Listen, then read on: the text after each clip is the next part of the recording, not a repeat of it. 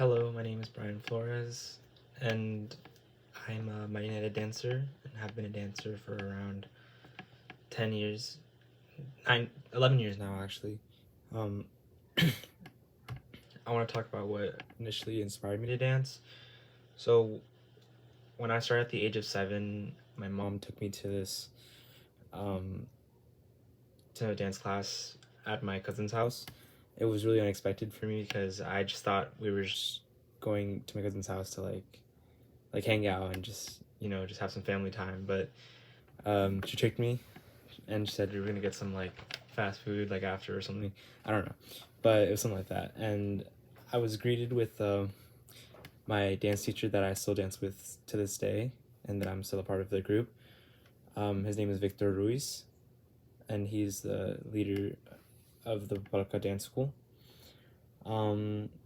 What inspired me most to dance was,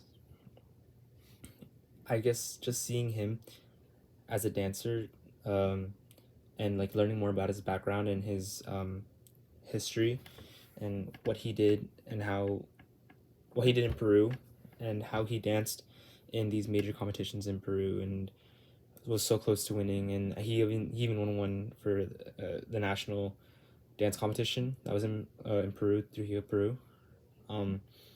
And also seeing my cousin too. She was a dancer before me, and she danced with this guy who's still my friend. His name is Alex Reina, and I watching them made me feel like, oh, I want to be just like them. I want to like dance like that, and it was just cool to see that. So,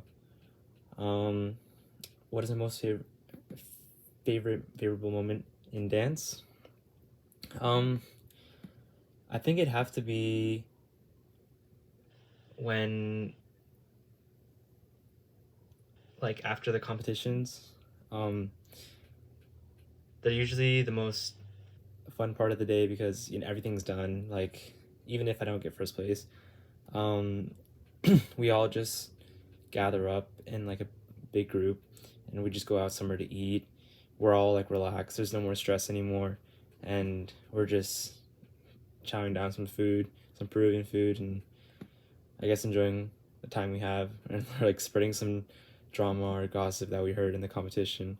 It's just like it's fun, and like rewatching like the videos of us dancing beforehand of how we danced in the competition. That was also a fun part too. And I also think for preparing for presentations.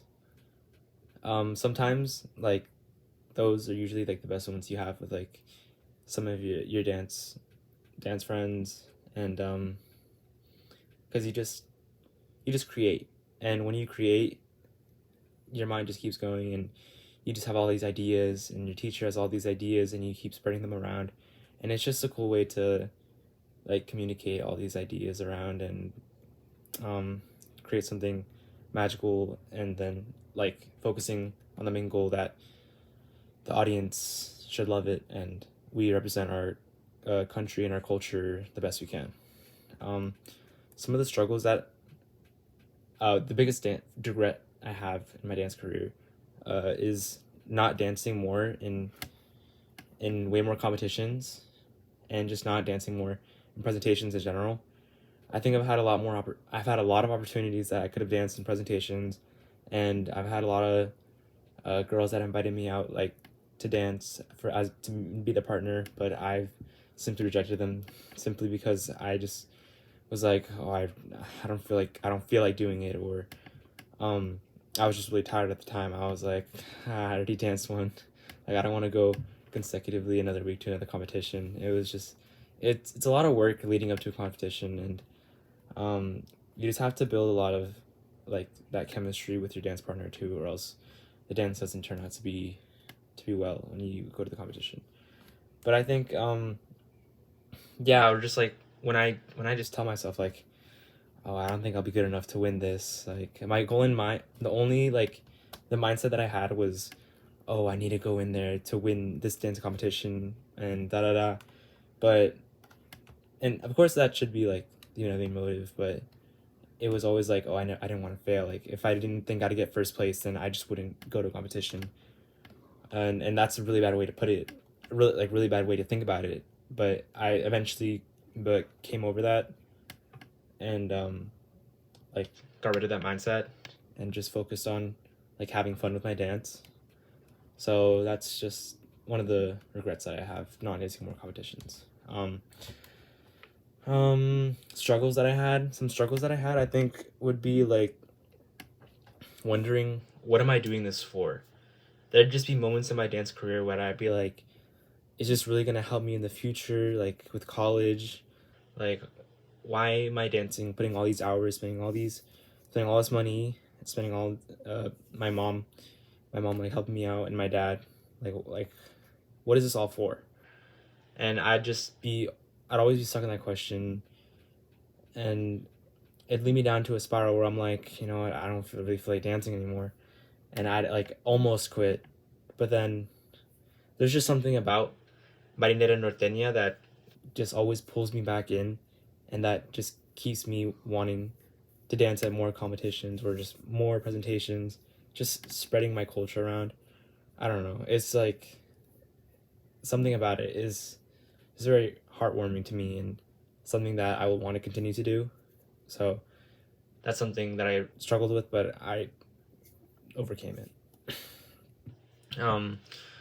What is the biggest goals you want to achieve in your dance career? I think I want to go back to Trujillo, Peru, where they host the national dance competition, or I could say international, because that's where a lot of dancers from around the world, they come over to dance there.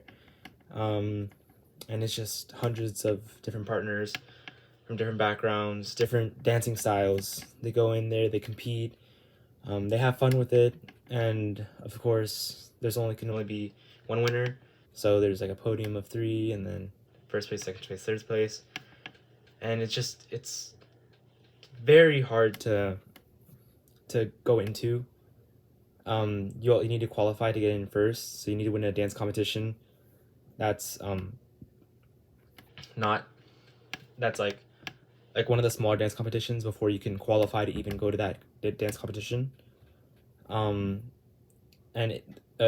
winning a dance competition, a small dance competition, automatically grants you like a place in like the semifinals. So it's just very beneficial to win one of those beforehand and then go to Trujillo to compete. But you can still go, it doesn't matter. It's open to all participants. So it's just it's a very cool thing because you just meet all these different people, and I think it was one of the best experiences that I had when I went there when I was like 9 years old, like back in 2014. And but it was a lot of stress too. But I still want to go there, and I want to see how far I can go with what I've now crafted and with my art. Yeah, so maybe I'll go maybe next year or something, but it's probably pretty hard because I'm going to college now, and it's not gonna be the same because I'm not gonna be able to practice with a partner more often because I'm gonna be at college, and it's just gonna be a whole hassle. So and I also want to maybe like create a mini dance studio in the future for marinera or just Peruvian dances in general, because that just is something that I think I'm starting to get better at, like teaching different dances, but also just like seeing people like, oh, like, can I take pictures of you guys? You guys are so cool. Like tell me about your dances, and then just like spreading that Peruvian culture around to different areas and just different parts of the community. So I think that's really awesome. What opportunities do you want to achieve with your dance career? I think I want to opportunities I want to achieve. I think opportunities like traveling more. I've received some like opportunities where like people would be like, oh, you want to dance in this competition in like France or like Peru again or like Canada, and I hope I see those more in the future, and I can just go there in general too and compete there. It doesn't matter who I'm dancing with, but I think that's like traveling around the world and dancing is just like it's very fun. It's a very different experience, and um, it's good to like know that there's a lot more dancers out there that you don't even know of because it's like, oh, Marina has spread this far and this wide in like different crevices of like our planet or like in throughout the world. And so yeah, what opportunities have I gained in my dance career? I think I've gained like I said before, where I was traveling around the world. I traveled to Florida, Canada, France. Um, those are basically like the biggest places, and Peru too. And but yeah, I hope to travel to even more places, and those opportunities in general have given me the greater appreciation for this dance and the things that I'm doing with it now currently, and the opportunities that I'm given with I've been given by my aunt and her dance her dance group. uh she asked me if I could be a teacher in her dance group, and I think taking the opportunity was a big step and big learning experience for me, because it was something that I didn't really expect that I would do, but my aunt was like, you know what, you should try this out and see how you do. And so then I began teaching. I was like, maybe I'll give it a shot. So um I began teaching, and it was really difficult at first, even though I started with not many kids. It was probably like 5 kids that I had to teach. That was still pretty hard, but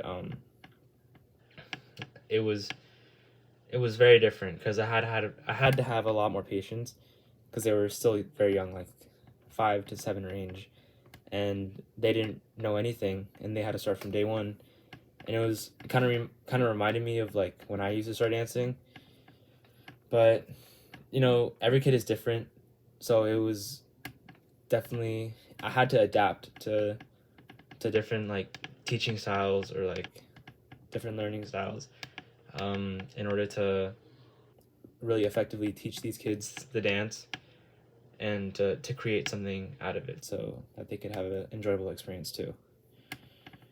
Um, Difficulties that I had teaching, like sometimes, a lot of the times, the kids would get really distracted, and it would be very hard for me to keep teaching because they just wouldn't be focused at all. So I had to come up with like strategies to keep them entertained, and I just had to make them laugh sometimes, but also be like strict and make sure that they're like actually working, because it costs money and it's not for free, and I wanted to make sure that their parents and the kid were getting the best out of what I can provide for them. So yeah. How different is Peruvian culture in the U.S. compared to Peru? It's very different, in which in Peru it's like it's literally everywhere. Like you can walk down the street in like different cities, and you can like maybe hear like Marinetta playing in the background, or maybe you can see like, oh, there's like a mini dance studio on the side, and like people are like dancing. It's just a very important part of Peruvian culture, I think, that is very well known there too. And like, oh, you say like, oh, I'm dancing Marinetta, like people be like, oh yeah, yeah, yeah. Like they know what that is. Like a lot of the kids, I think they do dance Marinetta in Peru, um, and it's not something that's like out of the odd.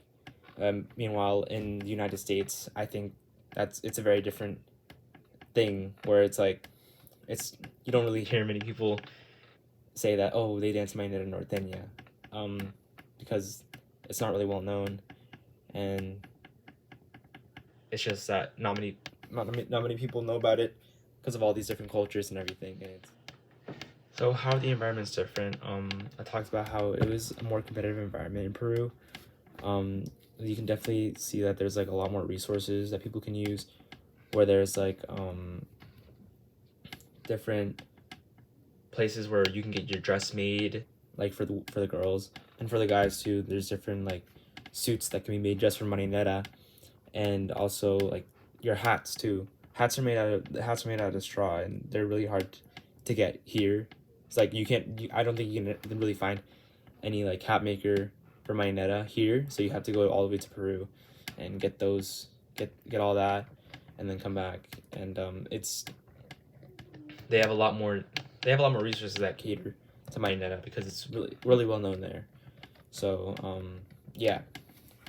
What is my own experience from dancing both here and in the U.S. and Peru? Excuse me. I think in Peru, I was dancing.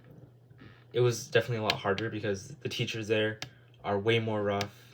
They know what they know what they're doing, and it's like you got to keep up, and like they're not very lenient too. They're very like strict with it.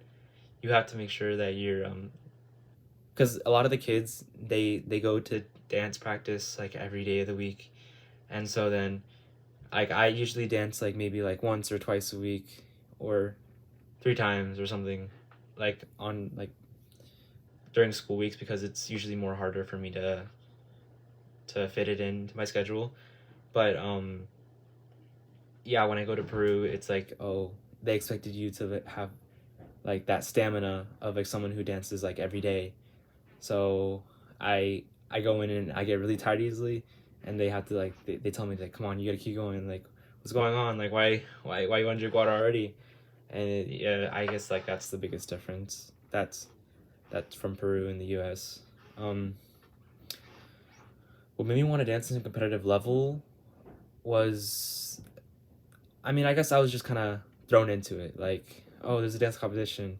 My mom would just like put me in there, sign me up, and at first it was fine. But then getting that like my first competition, I got fourth place or like fifth place or something, and then I got really sad, and I was like, oh, I don't wanna experience that again. But of course, I was still really young, so I didn't really know like much about like failure and everything. But it just hurt to get like that like place, and so um my mom just kept putting me in competitions, and it was fine, I guess. And I didn't really think anything much of it. I didn't really like absorb much because I was just kind of in my own world trying to distract myself from all like the nerves that I had, the anxiety that I had. Um, but I just still I left everything on the dance floor. Like they tell me like, oh, when I dance in practice, it's very different from how I dance in competitions, because it's like all these facial expressions that I make, and all this excitement that I put into the dance floor, or like I put in my expressions and my movements. They're just very different, and they like people are just like surprised, like, oh my god, I didn't know you had that in you, or and stuff.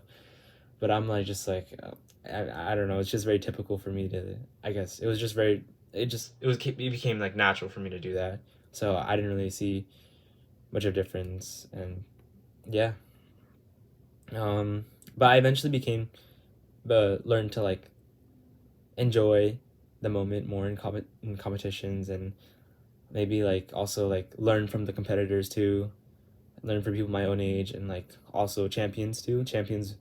Would definitely would Champions, a lot of times champions would go to the competitions and like show off their dance skills, and it'd be very entertaining to watch, and very like resourceful too, because I like learned a lot from them, and I also got dance lessons from them too sometimes.